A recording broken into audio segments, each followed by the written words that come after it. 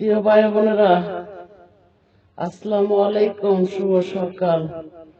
আপনাদেরকে শুভ খবর দেই যে ছোট মোহনাকে নির্যাতন করছে, যে তার অঙ্গ প্রত্যঙ্গ দাগ লাগাইছে। একটার 5 দিনের রিমান্ড, আরেকটার 7 দিনের রিমান্ড। আলহামদুলিল্লাহ।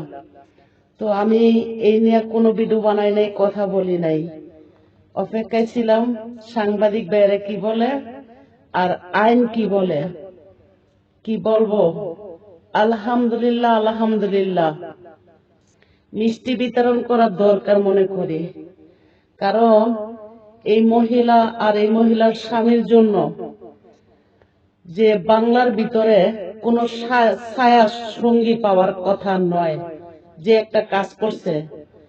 এই জন্যই বলতাম যে মানুষ কেন কাজের মেয়ে দিতে চায় না। এই 2 জানোয়ার মহিলা আর পুরুষের জন্য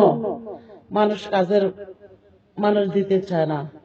বর্তমান যুগ এতটাই ভয় পায়, কিছু কিছু এলাকায় কাজের মেয়েদেরকে মেরে ফেলে দেয়, এমন খবরও আমাদের কাছে আছে।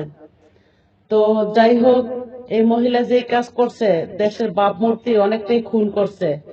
কোন ব্যক্তি বিপদে পড়লেও একজন ছায়া সঙ্গী পাওয়ার কথা না।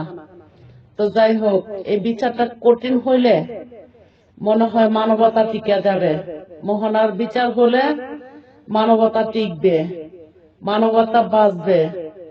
আলহামদুলিল্লাহ। আমি এতটা খুশি হয়েছি, এতটাই আমি শান্তি পাচ্ছি, তা বললে চলে না।